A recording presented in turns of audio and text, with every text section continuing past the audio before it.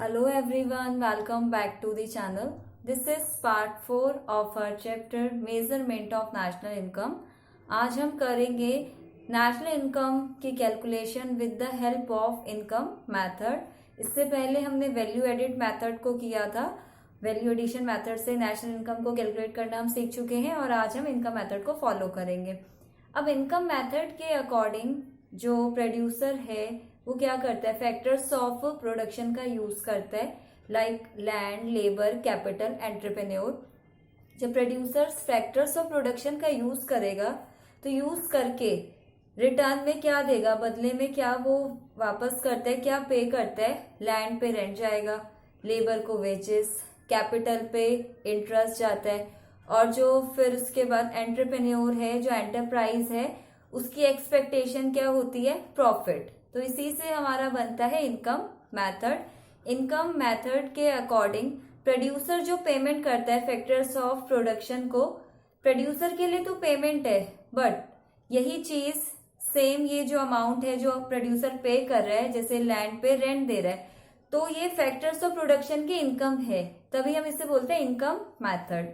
अब इस मेथड को अंडरस्टैंड करने के लिए हमें फैक्टर इनकम का मीनिंग पता होना चाहिए।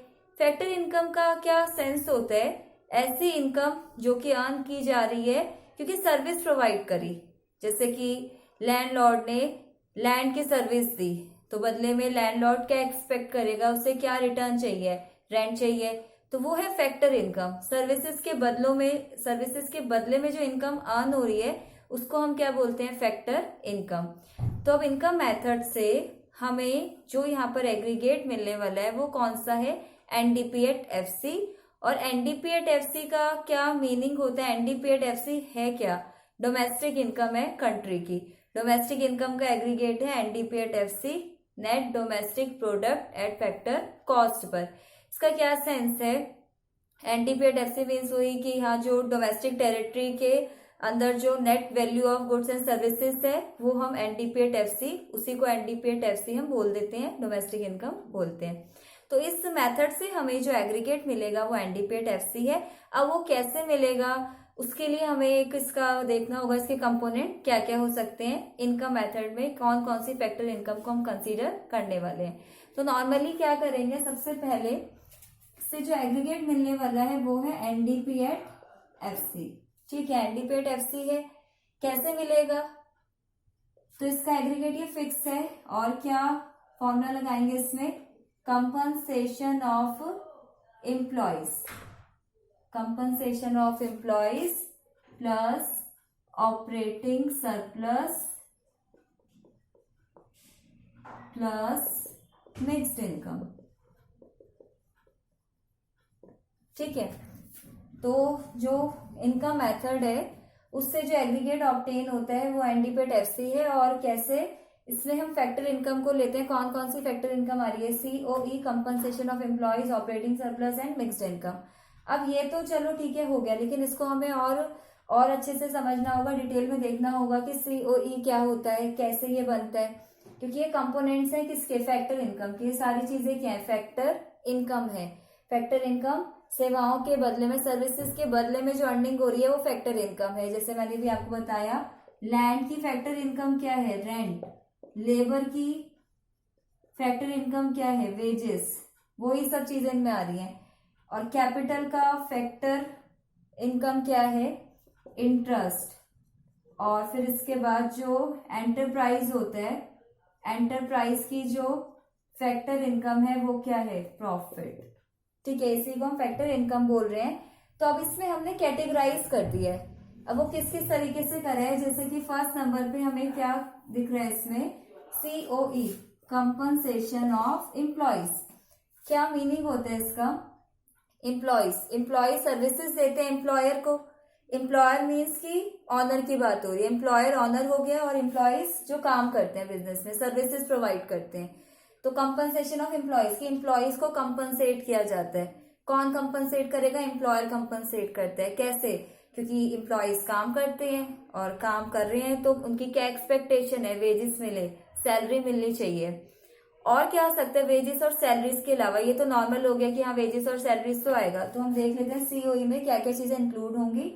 एक तो COE जो कंपनसेशन ऑफ एम्प्लॉयज है, इसमें एक इंक्लूड हो रहा है हमारा wages and salaries in cash. एक तो ये आ जाएगा wages and salaries in cash. और क्या इंक्लूड होगा इसमें? Payment in kind. इसका क्या सेंस है काइंड का? कैश के बदले में पेमेंट करना, कैश ना देकर फैसिलिटीज प्रोवाइड करना, like rent free accommodation, free transport facilities, जो ऑफिस की साइड से फैसिलिटीज मिलती हैं वो इसमें आ रही हैं। ठीक है, तो वो सब चीजें हम इसमें कंसीडर करेंगे पेमेंट इन काइंड में, जो फ्री फैसिलिटीज मिल रही हैं ऑफिस की साइड से। और क्या इंक्लूड होगा COE में? इसमें आ जाता है हमारा social security contribution by employer. जो मालिक होता है, जो एम्प्लॉयर होता है, वो एम्प्लॉय के लिए सोशल सिक्योरिटी कंट्रीब्यूशन करता है, सोशल सिक्योरिटी स्कीम्स में कंट्रीब्यूशन करता है।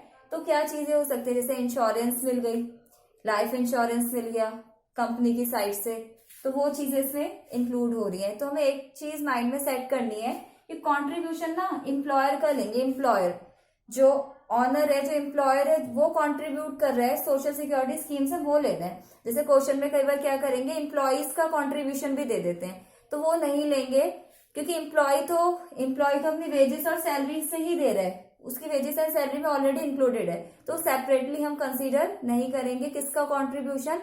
एम्प्लॉय का। तो अगर हम ये बातें ध्यान रखते हैं तो इजिली हम जो क्वेश्चंस आते हैं इनकम मेथड पे और नेशनल इनकम को कैलकुलेट करने के लिए इजिली फिर हम सॉल्व कर सकते हैं। तो social security contribution by employer, employer का कंट्रीब्यूशन लेंगे इसमें। नंबर 4 और जो लास्ट इसमें है रिटायरमेंट पेंशन। अब क्योंकि एम्प्लॉय ने फेथफुल सर्विसेज दी, कई सालों तक बिजनेस में काम किया, फिर एक पॉइंट पे रिटायरमेंट का भी पॉइंट आएगा। जब रिटायरमेंट होगी तो रिटायरमेंट पे क्या एक्सपेक्टेशन होती है? रिटायरमेंट पे मिले पेंशन। तो रिटायरमेंट पेंशन फैक्टर इनकम का काम करती है। नेशनल इनकम में हम फैक्टर इनकम को लेते हैं, ट्रांसफर इनकम को नहीं लेते। ट्रांसफर इनकम का मैंने आपको बताया था वन साइडेड इनकम होती है, बिना किसी सर्विसेज के जो इनकम हो रही है वो है ट्रांसफर इनकम। लाइक एक होती है ओल्ड एज पेंशन, तो ये नेशनल इनकम में नहीं आएगी because this is not a factor income, क्योंकि ये फैक्टर इनकम नहीं है। ओल्ड एज पेंशन, जो ओल्ड एज पर्सन होते हैं उनको मिलती है ना पेंशन, ये नहीं आएगी क्योंकि ये फैक्टर इनकम नहीं है। तो नेशनल इनकम में पेंशन आ तो रही है, कौन सी? रिटायरमेंट, क्योंकि एम्प्लॉय ने इतने साल बिजनेस को सर्विस दी, उसके बदले में उसे पेंशन मिल रही है, उसका राइट है, वो फैक्टर इनकम का ही काम कर रही है। ठीक है, तो ऑल ओवर अब हमें क्या कंसीडर करने, क्या चीजें अपने माइंड में सेट करनी है कि COE कैसे बनता है। ये 4 चीजों का टोटल है, wages and salaries in cash, payment in kind, plus social security contribution by employer, plus retirement pension. तो अगर हमें COE गिवन नहीं है तो हम चारों को टोटल करके कंपनसेशन ऑफ एम्प्लॉयज बनाएंगे।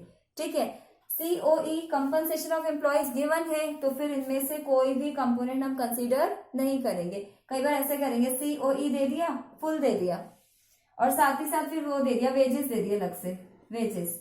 COE में तो सब चीजें आ गई ना, वेजेस भी आ गए, कंट्रीब्यूशन भी आ गया, फिर उसका वेजेस का कोई काम नहीं होगा। तो अगर हमें कॉन्सेप्ट क्लियर है ना कि COE कैसे बनता है, क्या इसका टोटल है, तो इजिली हम इसे कंसीडर फिर कर सकते हैं। तो ये बातें हमें ध्यान में रखनी होगी। ठीक है, और किसका कंट्रीब्यूशन इसमें नहीं आएगा? एम्प्लॉय का। सोशल सिक्योरिटी कंट्रीब्यूशन किसका लेंगे? मालिक का, एम्प्लॉयर का। अब नेक्स्ट आ जाते हैं COE के बाद ऑपरेटिंग सरप्लस। ये जो ऑपरेटिंग सरप्लस है ये तीन फैक्टर इनकम्स का टोटल है। ऑपरेटिंग जो सरप्लस है OS, operating surplus, sum total of 3 factor incomes. अब कौन कौन सी? Rent plus interest plus profit, rent, interest, profit. अब हमें इसमें इनका मीनिंग समझना होगा। रेंट क्या होता है, इंटरेस्ट क्या होता है, प्रॉफिट क्या होता है। रेंट का सिंपल सा मीनिंग है कि जो यहाँ पर लैंडलॉर्ड होता है वो अपनी लैंड एंड बिल्डिंग की फैसिलिटीज प्रोवाइड करेगा प्रोड्यूसर को, तो प्रोड्यूसर बदले में फिर क्या करेगा, लैंड पे रेंट देगा। तो ये रेंट फैक्टर इनकम है प्रोड्यूसर की, फैक्टर इनकम, ठीक है। फिर इसके बाद रेंट की में एक चीज और ध्यान रखनी है, रेंट एंड रॉयल्टी।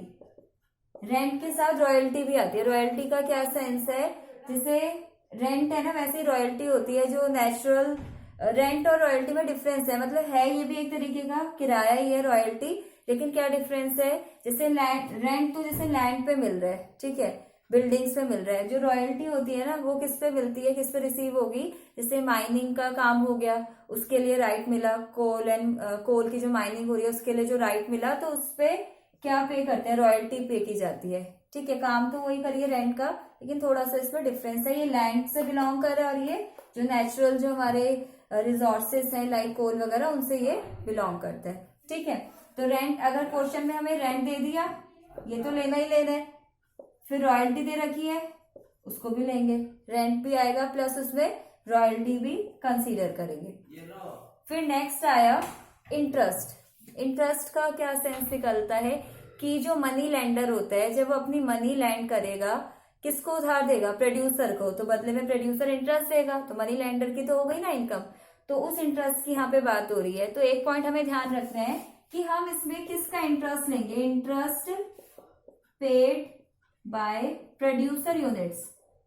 जो प्रोड्यूसर इंटरेस्ट पे कर रहे हैं ना वो इंटरेस्ट लेना है, क्योंकि प्रोड्यूसर जो ब्याज देगा उससे वो लोन लेकर क्या कर रहे हैं, लोन लेकर, जैसे प्रोड्यूसर ने लोन लिया और उस पर इंटरेस्ट दे रहा है, क्योंकि प्रोड्यूसर करेगा प्रोडक्शन, तो प्रोडक्शन जहां continuous flow of goods and services होता है वही तो हमारा नेशनल इनकम है। सर्कुलर फ्लो होता है नेशनल इनकम का, जैसे कि अभी हमने इससे पहले चैप्टर पढ़ा था। तो इंटरेस्ट किसका लेंगे, प्रोड्यूसर का। ऐसे ही आता है इंटरेस्ट, क्वेश्चन में कई बार दे देंगे, पेड बाय गवर्नमेंट, गवर्नमेंट ने इंटरेस्ट दिया, this will not be included while calculating national income by income method. इसको इंक्लूड नहीं करेंगे बिकॉज रीजन क्या है, हम क्या एज्यूम कर रहे हैं कि गवर्नमेंट लोन ले रही है, मेन एम क्या है, कंजप्शन करना, सोशल वेलफेयर करना, कोई प्रोडक्शन नहीं हो रहा है इसमें, तो गवर्नमेंट जो इंटरेस्ट पे कर रही है ना वो इंटरेस्ट इस मेथड में कंसीडर नहीं करेंगे। और ये किस नाम से आता है, नेशनल डेट इंटरेस्ट, ये इस नाम से आएगा, नेशनल डेट इंटरेस्ट, इसको कंसीडर नहीं करेंगे क्योंकि ये जो इंटरेस्ट है ये गवर्नमेंट पे कर रही है, गवर्नमेंट का मेन एम प्रोडक्शन करना बिल्कुल भी नहीं है। ऐसे ही एक आ जाएगा interest paid by consumers, consumer से इंटरेस्ट पे करा, ये भी नहीं लेंगे क्योंकि कंज्यूमर का मेन एम क्या है, सेल्फ कंजप्शन, अपनी नीड्स को सेटिस्फाई करना, उसका मेन एम ये नहीं है कि प्रोडक्शन करना है, production of goods and services करना है। तो इसी वजह से हम यहाँ पे ओनली कंसीडर करेंगे इंटरेस्ट पेड बाय प्रोड्यूसर। किसका इंटरेस्ट लेंगे, प्रोड्यूसर का। नॉर्मली इंटरेस्ट भी दे रखा है तो उसको कंसीडर करेंगे, यही मान के चलेंगे हाँ प्रोड्यूसर ने पे करा है। अब इंटरेस्ट हो गया, अब हमें प्रॉफिट को भी समझना होगा। प्रॉफिट का मीनिंग देख लेते हैं। प्रॉफिट, प्रॉफिट क्या होती है, फैक्टर इनकम है प्रॉफिट।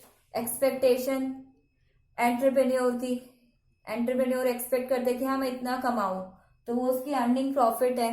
प्रॉफिट में बस क्या पॉइंट हमें कंसीडर करना है कि प्रॉफिट ना कैसे बनता है, प्रॉफिट का कैसे डिस्ट्रीब्यूशन होता है। एक होता है कॉर्पोरेट टैक्स, एक आता है इसमें डिविडेंड, और एक आ जाता है अनडिस्ट्रीब्यूटेड प्रॉफिट। तीन चीजें आ गई। प्रॉफिट, जैसे ही प्रॉफिट हुआ तो डिस्ट्रीब्यूशन होगा इसका, उस डिस्ट्रीब्यूशन को बोलते हैं डिविडेंड। शेयर होल्डर्स की इनकम, जिन शेयर होल्डर्स ने कंपनी में पैसा लगा रखा है तो उस पे शेयर्स पे पैसा लगा रखा है, शेयर्स पे जो रिटर्न मिलता है उसको डिविडेंड बोलते हैं। प्रॉफिट का डिस्ट्रीब्यूशन हो रहा है।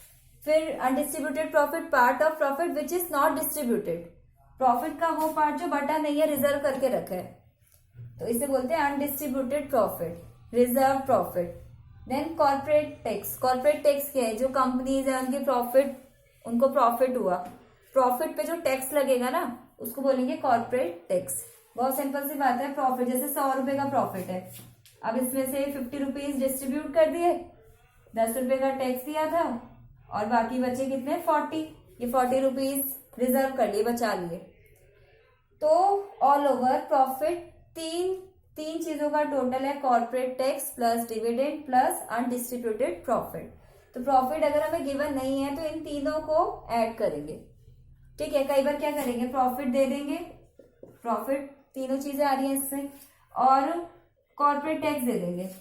सिर्फ क्या कंसीडर करेंगे, प्रॉफिट, क्योंकि प्रॉफिट में वो ऑलरेडी इंक्लूडेड होगा, सेपरेटली फिर हम नहीं लेंगे, ठीक है। ये बात हमें ध्यान रखनी होगी, ये अच्छे से पता होना चाहिए प्रॉफिट कैसे बनते हैं, ठीक है। इसके बाद बस एक इसमें लास्ट फैक्टर इनकम रह गई, मिक्स्ड इनकम। मिक्स्ड इनकम वाला पॉइंट काफी सिंपल है। जब हम इसका क्वेश्चन करते हैं इनकम मेथड का, तो मिक्स्ड इनकम हमें सेपरेटली गिवन ही होता है, इसी नाम से गिवन होगा। मिक्स्ड इनकम का क्या सेंस है, जो सेल्फ एम्प्लॉयड पर्सन्स होते हैं, जो खुद का काम करते हैं, लाइक फार्मर्स हो गए, कॉबलर्स हो गए, डॉक्टर्स हो गए, एक्सेट्रा, तो इनका खुद का काम है। फिर अब खुद का काम है तो फिर इनकी जो सर्विसेज होती है, जैसे कैपिटल भी इन्वेस्ट कर दी और खुद लेबर की तरह भी काम कर सकते हैं सेल्फ, तो वहां पे क्या होता है ना, बहुत डिफिकल्ट होता है। जो सेल्फ एम्प्लॉयड पर्सन होते हैं उनकी जो इनकम है उसका पता लगाना काफी डिफिकल्ट होता है। मीन्स मिक्स का क्या मतलब है, मिक्स का मतलब है इसमें रेंट भी है, वेजेस भी है, इंटरेस्ट, प्रॉफिट वगैरह सब मिला जुला है, जहां पे हम एग्जैक्टली पता नहीं लगा पा रहे ना कि कितना रेंट है, कितना वेजेस है, कितना इंटरेस्ट है। तो उसके लिए एक सेपरेट हेड बना दिया मिक्स्ड इनकम, जहां पे डिफिकल्टी हो रही है, पता नहीं लग रहा कि कहाँ कितना जो है फैक्टर इनकम है, तो मिक्स्ड इनकम का हेड बना देते हैं। सेल्फ एम्प्लॉयड पर्सन की इनकम होती है मिक्स्ड इनकम, मिश्रित आय बोल देते हैं इसे, ठीक है। तो ऑल ओवर अब हमें क्या माइंड में चीजें सेट करनी है कि जो एनडीपीएट एफसी है, इनकम मेथड से एनडीपीएट एफसी मिलता है, जो कि डोमेस्टिक इनकम होती है। कैसे मिलता है, compensation of employees plus operating surplus. Operating surplus में 3 फैक्टर इनकम आती है, rent, interest plus profit, plus फिर इसके बाद ऑपरेटिंग सरप्लस के बाद क्या आता है, मिक्स्ड इनकम। इन सब चीजों का टोटल करते हैं तो क्या ऑब्टेन होगा, एनडीपीएट एफसी। जैसे कि वैल्यू एडेड मेथड से कौन सा एग्रीगेट मिला था, जीवीएट एमपी, इनकम मेथड से कौन सा मिलेगा, एनडीपीएट एफसी। अब पॉइंट ये आता है कि हमें तो नेशनल इनकम कैलकुलेट करनी है, तो जैसे ही हमें एक एग्रीगेट मिला, एक बेस मिला, उसके बाद तो हम दूसरा कोई भी बेस कैलकुलेट कर सकते हैं। अब नेशनल इनकम निकालनी हो तो उसके लिए क्या करेंगे, नेशनल इनकम कैलकुलेट करने के लिए, नेशनल इनकम कैलकुलेट करने के लिए एनएनपीएट एफसी होती है ना, national income, net national product factor cost पे। एनडीपीएट एफसी मिल गया। अब ये net net same, national domestic, factor cost same. किसका डिफरेंस है, डोमेस्टिक और नेशनल का। डोमेस्टिक में नफिया नहीं होती, नेशनल में तो होती है ना, तो क्या प्लस कर देंगे, नफिया को प्लस करेंगे, NFIA net factor income from abroad, इसको प्लस करेंगे और हमारी वैल्यू किसमें हो जाएगी, नेशनल इनकम में। तो एनडीपीएट एफसी तक तो चलो हमें ठीक है, ये थोड़ा लर्निंग वाला हो गया, इसे लर्न कर लिया। उसके बाद फिर जो ये नेशनल इनकम है तो बेसिक फॉर्मूले यूज करके ही कैलकुलेट कर सकते हैं। जैसे ग्रॉस और नेट का डिफरेंस डेप्रिसिएशन होता है, डोमेस्टिक और नेशनल का जो डिफरेंस है वो नफिया होता है, और एफसी और एमपी का डिफरेंस एनआईटी होता है, ठीक है। अब ये जो इनकम मेथड है इसका फॉर्मूला तो हमने पूरा कर लिया, नेक्स्ट वाले पार्ट में हम इससे क्वेश्चन करने वाले हैं। तब तक के लिए अगर आपको इसमें कोई डाउट हो तो आप उससे कमेंट सेक्शन में पूछ सकते हैं, और प्लीज आप मेरे चैनल को सब्सक्राइब कीजिए, वीडियोस को आप शेयर और लाइक भी कर सकते हैं। आज के लिए बस इतना ही।